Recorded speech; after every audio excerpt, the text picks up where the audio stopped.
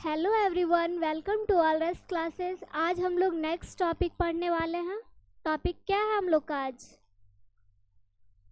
Topic है जी, जीवों में जनन हमारा क्या है? चैप्टर नेम है। ठीक है, क्या है? चैप्टर नेम है। पढ़ना क्या है हम लोग को? क्या क्या पढ़ चुके हैं हम लोग? क्या क्या पढ़ चुके हैं?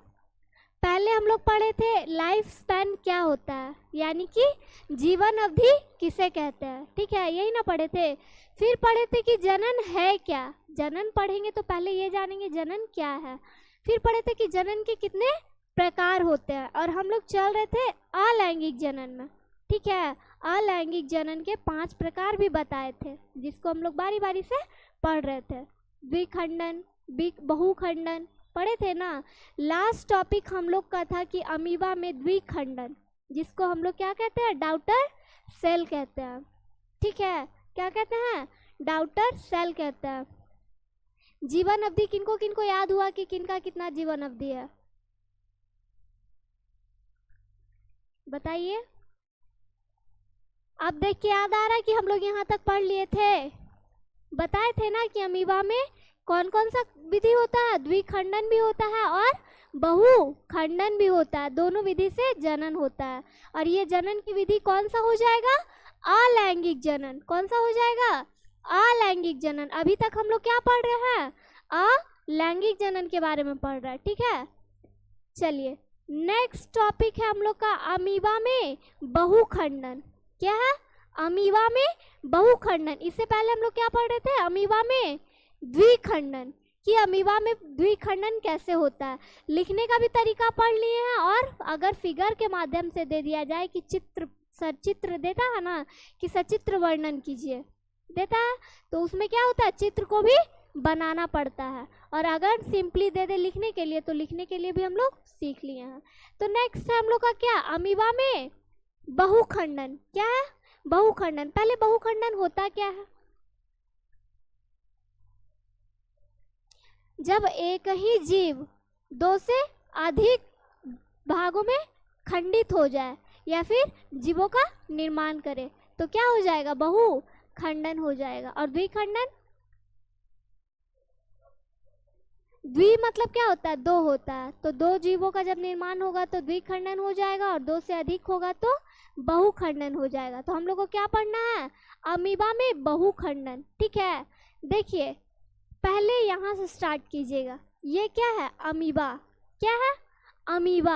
अमीबा का जब हम लोग द्विखंडन पढ़ रहे थे तो बताए थे कि अमीबा जो होता है उसमें एक पादाव रहता है, वो क्या होता है? सिकुड़ जाता है। बताए थे, संकुचित हो जाता है। कौन बोले नहीं? नहीं बताए थे? क्लास आए थे? क्लास आए थे? बताइए कौन कौन आए थे? क्लास आए थे आप लोग? नहीं बताए थे जी कि अमीबा में जो पादाव रहता है वो संकुचित हो जाता है, सिकुड़ जाता है। फर्स्ट ऑफ ऑल, जब पहले अमीबा जो होती है वो क्या रहती है? फैली हुई रहती है। जब उसकी पादाव जो होती है वो संकुचित हो जाती है तो वो क्या होता है? सिकुड़ जाता है। जैसे कि देखिए ये है, उसके बाद इसके अंदर का जो पादाव होता है वो क्या होता है? सिकुड़ जाता है, पतला हो जाता है। ठीक है, क्या होता है? पतला हो जाता है। उसके बाद वो क्या करता है? अपने आप को सुरक्षित रखने के लिए, जीवित रहने के लिए अपने बाहर को क्या करता है? त्रिस्तरीय आवरण से अपने आप को ढक लेता है। क्या करता है? ढक लेता है। कितने स्तर से? त्रिस्तरीय आवरण से खुद को ढक लेता है, जिसको क्या कहते हैं? 3 लेयर्ड प्रोटेक्टिव कवरिंग। प्रोटेक्ट मतलब क्या होता है? सुरक्षा करना, किसी का सुरक्षा करना। और लेयर मतलब अस्तर।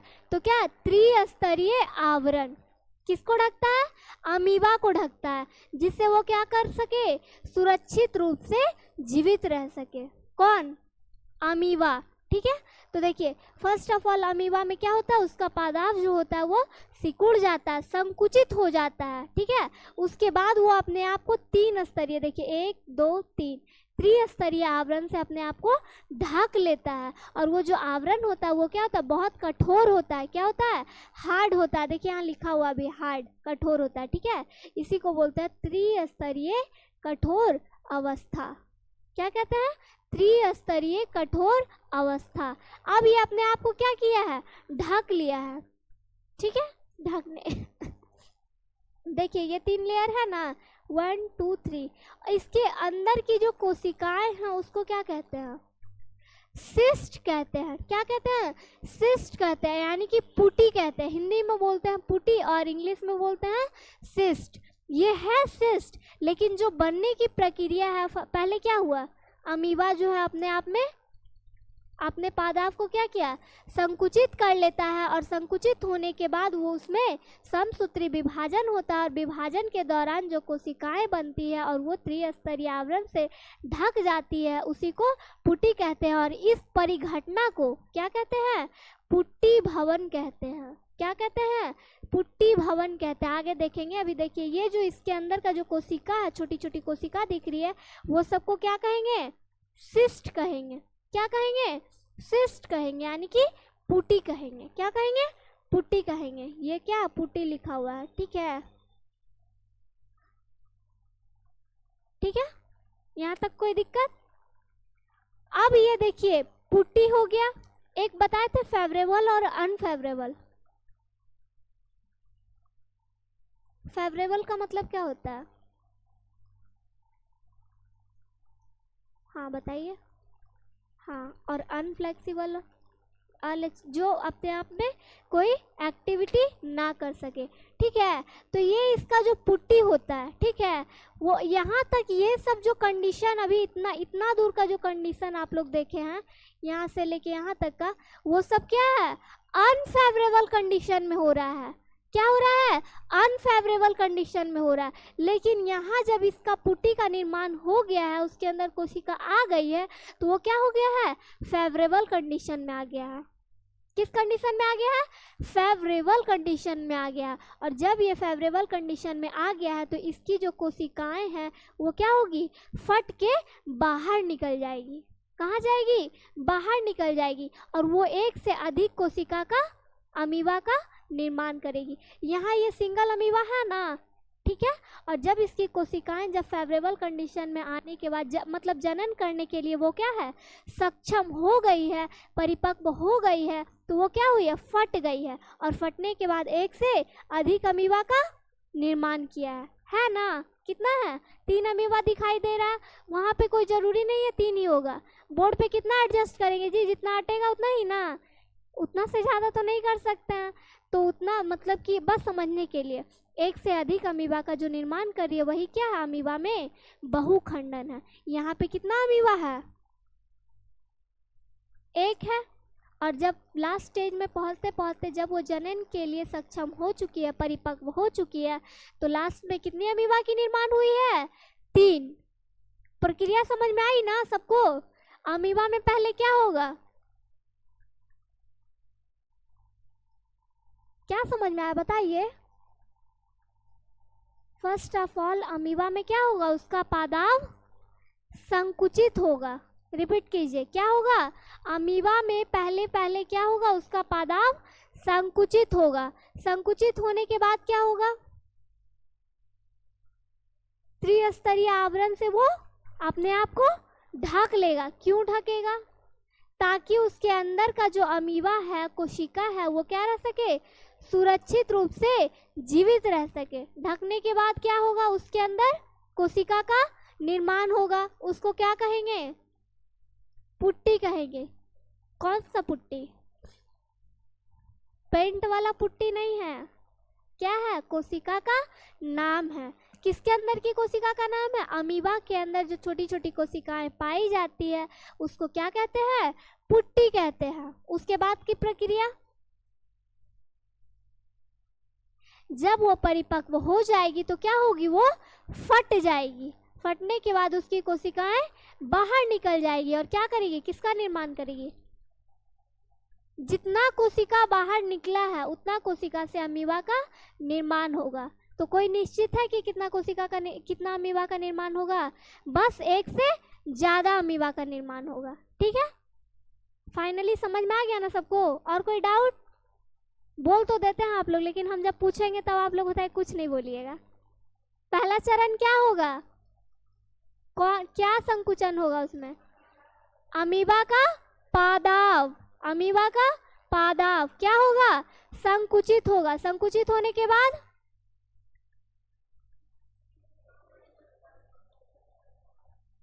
अभी कहाँ फट के बाहर निकल जाएगा?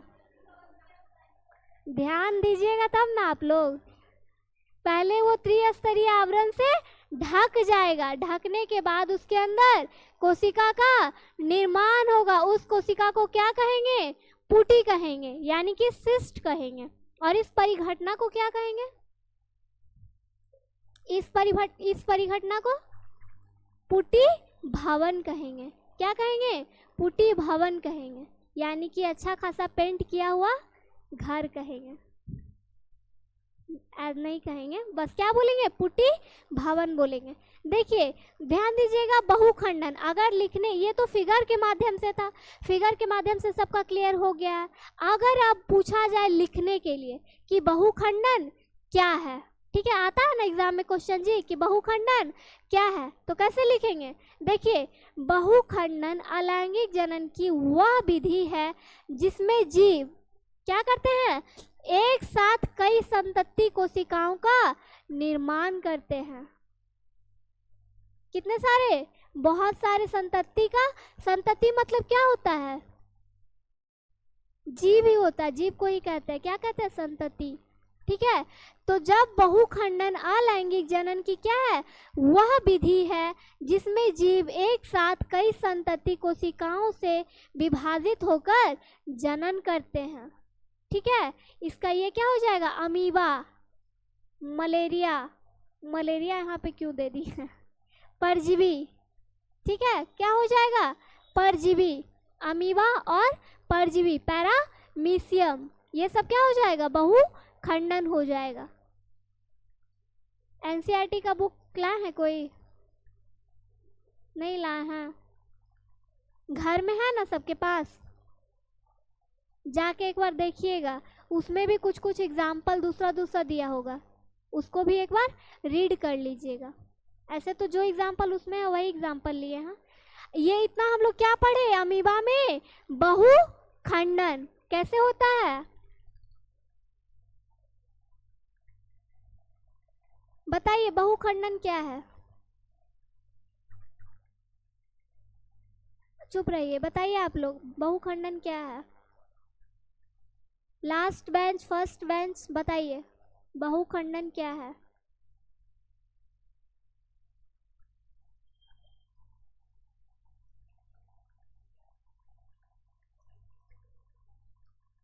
बताइए आप लोग।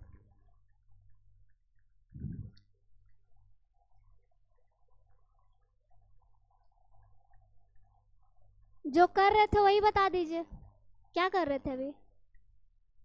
हाँ बोलिए।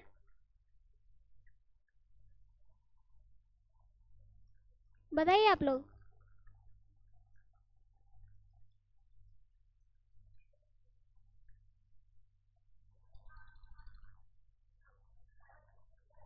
एक ही संतति बहुत सारे भागों में विभाजित हो जाए उसको क्या कहेंगे? बहुखंडन कहेंगे।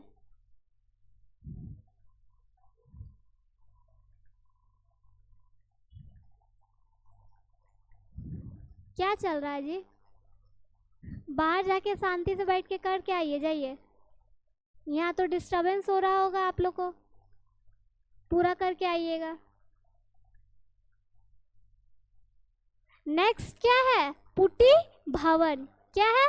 पुटी भवन। पुटी भवन अभी बताए हैं, वही सेम है। देखिए विषम परिस्थितियों में, यानी कि अनफेवरेबल कंडीशन, अनफेवरेबल कंडीशन यानी कि विषम परिस्थितियों में, और एक फेवरेबल कंडीशन यानी कि सम परिस्थिति, जो हम लोग द्विखंडन में पढ़े थे। द्विखंडन में क्या था? फेवरेबल कंडीशन, और बहुखंडन में क्या है? Unfavourable condition. आप लोग ध्यान नहीं दे रहे हैं, इसी से आप लोग डिफ्रेंशिएट भी कर पाइएगा दोनों को। बहुखंडन और द्विखंडन में अंतर भी दे दिया जाता है, तो पॉइंट आप लोग को खुद से बनाना होगा। कुछ तो अपना दिमाग चलाइएगा ना जी, तो दिमाग रखिएगा कहीं और। देखिए तो उसमें क्या लिख सकते हैं कि द्विखंडन सम परिस्थितियों में होता है, बहुखंडन विषम परिस्थितियों में होता है। एक एक पॉइंट ध्यान दीजिए, बताएंगे। देखिए, विषम परिस्थितियों में अमीबा क्या करती है, अपने पादाव को संकुचित कर लेता है। इसको पढ़ के बताइए ये कि क्या लिखा हुआ है, बताइए आप लोग।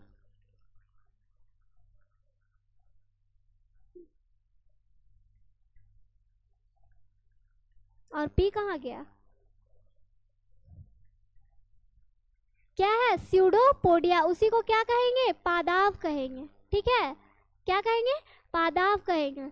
आप लोग से अच्छा तो सोचिए लेटर भी है, लेटर भी खुद में खुद साइलेंट रहता है, साइलेंट रहना सीखा है। क्या करता है, संकुचित कर लेता है तथा अपने चारों ओर क्या करता है, एक त्रिस्तरीय कठोर आवरण यानी कि 3 लेयर्ड प्रोटेक्टिव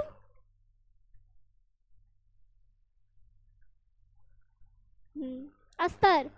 ठीक है, वो अपने आप को क्या करता है, देखिए, विषम परिस्थितियों में अमीबा अपने पादाव को संकुचित कर लेता है और संकुचित होने के बाद वो त्रिस्तरीय आवरण से क्या करता है, आवरण स्रावित करता है, यानी कि उसको ढक लेता है। ठीक है, उसको क्या कहते हैं, पुट्टी कहते हैं, सिस्ट कहते हैं। क्या कहते हैं, सिस्ट कहते हैं। और इस परिघटना को क्या कहते हैं, पुट्टी भवन कहते हैं। क्या कहते हैं, पुट्टी भवन कहते हैं, इंसिस्टेशन कहते हैं। सिस्ट मतलब क्या होता है, पुट्टी, और इंसिस्टेशन मतलब क्या होता है, पुट्टी भवन। क्या होता है, पुट्टी भवन। ठीक है, अब देखिएगा नेक्स्ट पॉइंट, इन सब से ही पॉइंट पॉइंट बना के क्या कर सकते हैं, अंतर लिख सकते हैं। ठीक है, नेक्स्ट पॉइंट देखिएगा, अनुकूल परिस्थितियों में पुटीकृत अमीबा, यानी कि जब उसका पुटीकृत हो चुका है, पुटीकृत होने के बाद की जो अमीबा है वो बहुखंडन द्वारा विभाजन करके अनेक सूक्ष्म अमीबा तथा बीजाणु अमीबा यानी कि स्यूडोपोडियोस्पोर्स उत्पन्न करता है, यानी कि पादाव का संकुचन करता है। क्या करता है, पादाव का संकुच, बीजाणु का निर्माण करता है। क्या करता है, पादाव जीवाणु का निर्माण करता है। ठीक है, इससे अनेक अमीबा क्या होता है, विकसित होता है। इस अभिक्रिया को बीजाणु जनन कहते हैं। बीजाणु जनन आता है ना जी एग्जाम में, इस बार का क्वेश्चन देखे थे, नहीं देखे थे। बीजाणु जनन का मतलब क्या होता है, स्पोरियोलेशन। बीजाणु जनन अगर पूछा जाए तो कैसे लिखिएगा, बताइए क्या है बीजाणु जनन, पिछले क्लास में भी बताए थे, बताइए। क्या लिखिएगा, बीजाणु जनन क्या है, तो क्या लिखिएगा,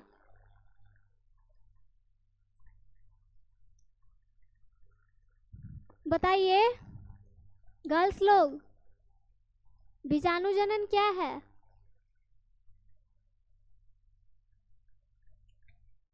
देखिए वो तो बीजांड है,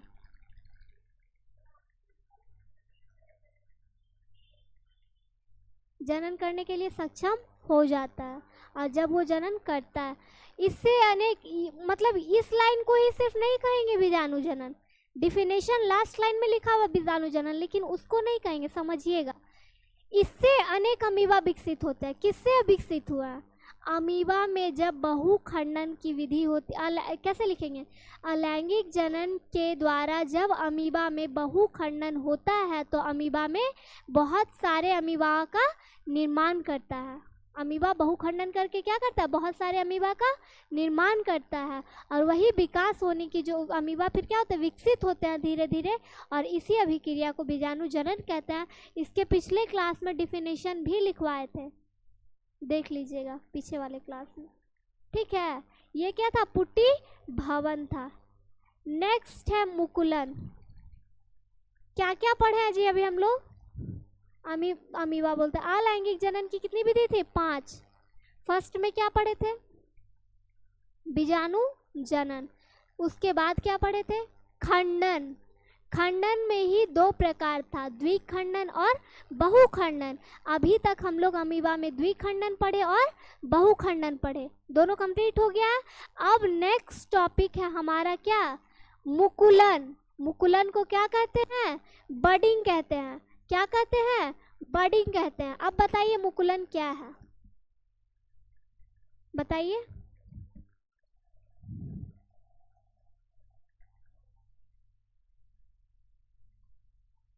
बोलिए,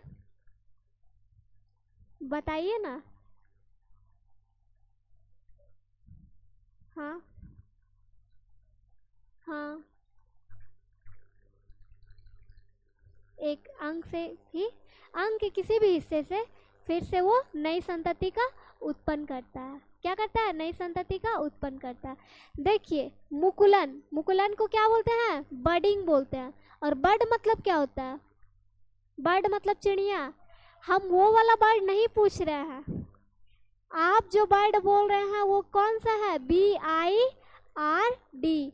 इस वर्ड का मतलब पक्षी, चिड़िया, जो भी कुछ होता है। हम क्या पूछ रहे हैं, BUD। इस वर्ड का मतलब बताइए।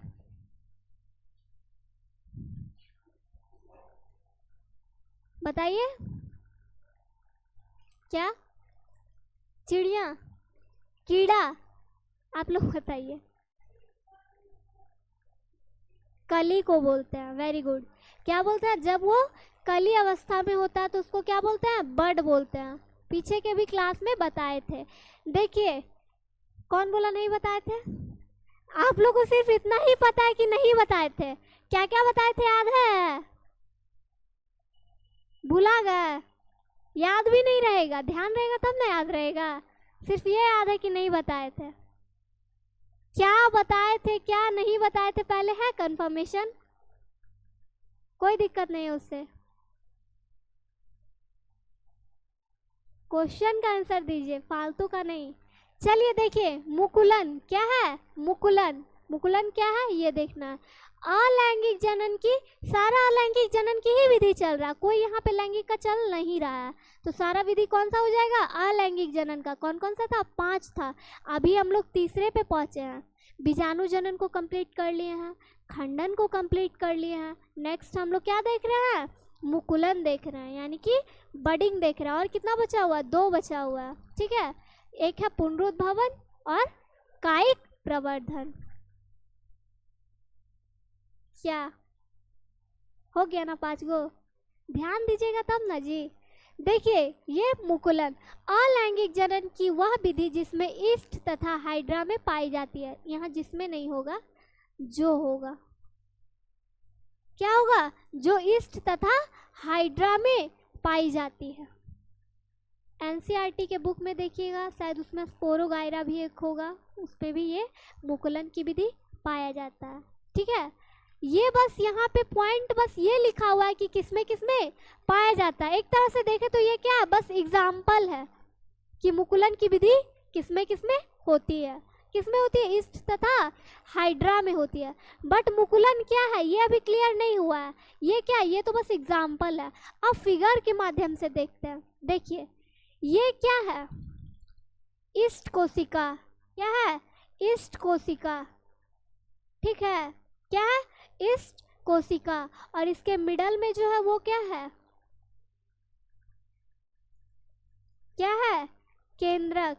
केंद्रक को क्या बोलते हैं, न्यूक्लियस। क्या बोलते हैं, न्यूक्लियस। क्या है, केंद्रक। और ये कोशिका है, कौन सी कोशिका है, ईस्ट कोशिका। एक एग्जाम्पल लेके समझ रहे, पूरा पूरा एग्जाम्पल लेके चलना पॉसिबल है। आप लोग उतना तो समझदार हैं कि एक बता देने के बाद दूसरा खुद ब खुद समझ जाइएगा। देख के तो लगता नहीं है, बट फिर भी मान लेते हैं, ठीक है। ये क्या है, इसका केंद्रक है, ठीक है। ध्यान दीजिएगा, अभी फिर से हम पूछेंगे स्टेप बाय स्टेप। ये ईस्ट कोशिका है, इस कोशिका के बीच में केंद्रक है, ठीक है। क्या, हाँ, ईस्ट का केंद्रक है। क्या है, ईस्ट का केंद्रक है। उसके बाद देखिए यहाँ पे ये, यहाँ तक क्या है, ईस्ट है। क्या है, ईस्ट है। उसके बाद इसमें कली निकल गया है। क्या निकल गया है, कली। यही क्या है, बड है। क्या है, बड है। कली निकला, किस में निकला, ईस्ट में निकलेगा। ईस्ट की बात करें तो ईस्ट में ही निकलेगा। ये इसका केंद्रक है। अभी तक ये सेम है, इसमें कुछ हुआ है, इसमें इसको और इसको देख के क्या डिफ्रेंशिएट कर सकते हैं कि पहले ईस्ट कोशिका था, उसके बाद उसमें कली निकला है, अभी और कुछ नहीं हुआ है। ठीक है, अब जब उसमें कली निकला है तो उसमें दो केंद्रक का निर्माण हुआ है, और दोनों केंद्रक क्या होंगे, इक्वल होंगे, आकार में सेम में क्या होंगे, इक्वल होंगे। कौन, केंद्रक। अब तीनों में डिफ्रेंशिएट कीजिए। फर्स्ट ऑफ ऑल पहले चरण में ईस्ट कोशिका था, ईस्ट कोशिका में केंद्रक था, उसी में फर्स्ट स्टेज में भी तो न्यूक्लियस है। दूसरे चरण में उसमें कली निकल आया। कली निकलने के बाद देखिए, इसको बोलते हैं कोरियोकाइनेसिस। क्या बोलते हैं, कोरियोकाइनेसिस। कोरियोकाइनेसिस का मतलब क्या होता है, विभाजन। कौन सा, अर्धसूत्री विभाजन। विभाजन होने के बाद इसमें दो केंद्रक का निर्माण हुआ है, और तो कुछ नहीं हुआ है। केंद्रक एक था, उसके बाद वो दो केंद्रक में गया है, कली अवस्था उसमें भी है। उसके बाद यहाँ देखिए क्या हुआ है, ये तो दो अवस्था में है ही। ठीक है, इसमें कुछ चेंजिंग आया है, क्या आया है, कहाँ चला गया है, कली में चला गया है, बड में चला गया है। था किसमें, ईस्ट कोशिका में, और चला कहाँ गया है, बड में चला गया। ठीक है, तो इसका जो केंद्रक था वो अपने कोशिका से हटके कहाँ चला गया है, कली अवस्था में चला गया है। कहाँ चला गया है, कली अवस्था में। ये जो यहाँ की प्रक्रिया होगी उसको बोलेंगे माइटोसिस। क्या बोलेंगे, माइटोसिस। माइटोसिस का मतलब क्या होता है, माइटोसिस का मतलब क्या होता है, कौन सा विभाजन,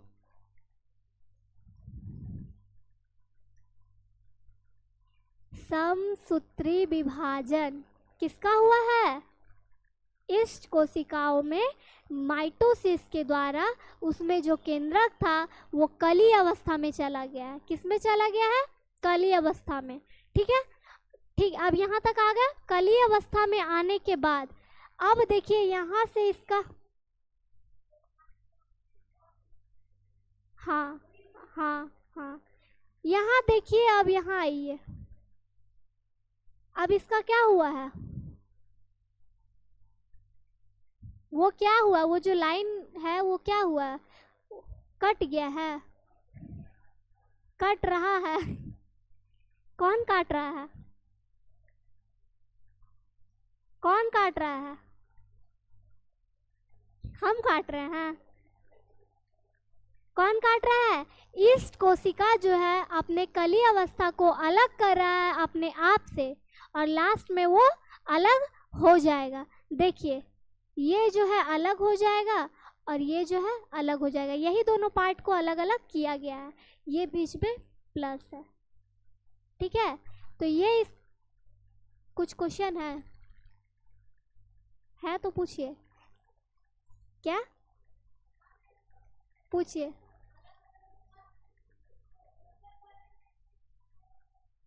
कौन सा अलग हुआ, ये हाँ, इसी का ये जो लाइन है ना, ये ईस्ट कोशिका जो नीचे वाला है वो अपने कली अवस्था को अलग कर दिया है। हाँ हाँ, ये अलग हो गया है और ये अलग हो गया है। तो ये इसका ये जो है उसको बोलते हैं पेरेंट ईस्ट। पेरेंट्स मतलब क्या होता है, पेरेंट्स मतलब क्या होता है, माता पिता। जनक उसी को बोलते हैं, जनक ईस्ट है। क्या है, जनक ईस्ट है। और ये इसका क्या है, डाउटर है। किसका, ईस्ट का। किसका, ईस्ट का। क्या है, डाउटर सेल है। दोनों अपने आप में क्या हुआ है, अलग हो गया है। अब पता चला कि मुकुलन कैसे होता है, पूछिए।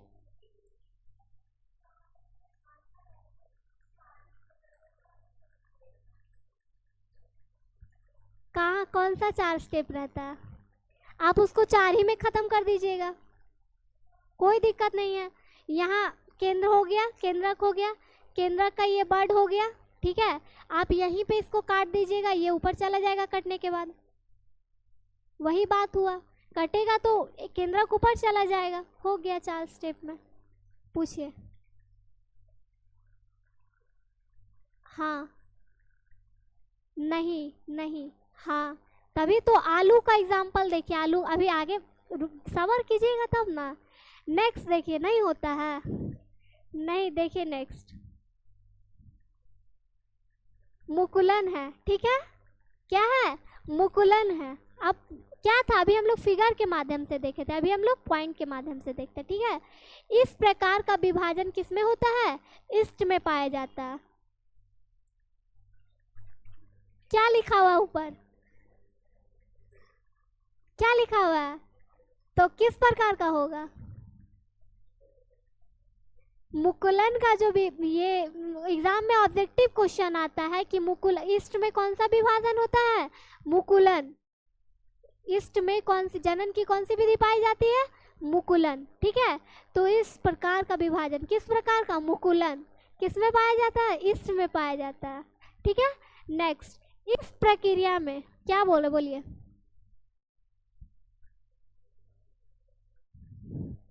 इस प्रक्रिया में कोशिका जो होती है बाह्य वृद्धि होकर एक से छोटी रचनाएं बन जाती है। अभी यहाँ से देखे थे ना जी, एक था, फिर छोटी छोटी संरचना में बढ़ते गया, बटा ना, तो उसी में क्या होता है? छोटी छोटी रचनाएं में बट जाती है, और बटने के बाद क्या होती है? केंद्रक जो है सूत्री विभाजन द्वारा विभाजित होकर 2 भागों में बढ़ जाता है। बटा था 2 भाग में, कली अलग हो गया था और कोशिका अलग हो गया था। और यह विभाजन समसूत्री प्रकार का होता है। यह भी पूछा जाता है कि मुकुलन में कौन सी विभाजन होती है? समसूत्री विभाजन, माइटोसिस होता है, ठीक है। और कुछ समय के बाद, ये इसी का पॉइंट है, ठीक है, कुछ समय के बाद क्या होता है? प्रत्येक रचना ईस्ट की नई कोशिका में परिवर्तित हो जाती है। उसका जो बर्ड होता है वो अलग हो जाता है और कोशिका जो होती है वो अलग हो जाती है। और इसी क्रिया को ही क्या कहते हैं? मुकुलन यानी कि बडिंग कहते हैं। अब समझ में आया?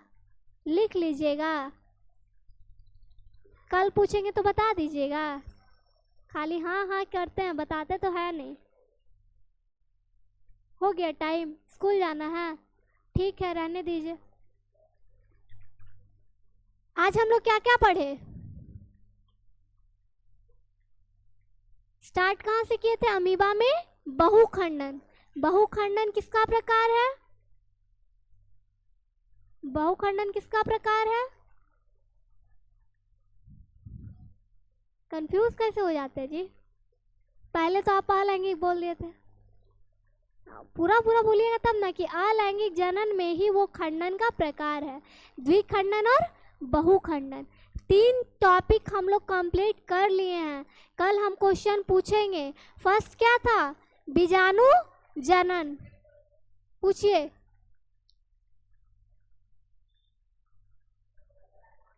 हाँ हाँ हाँ, सबसे नए नए संतति का उत्पत्ति होगा।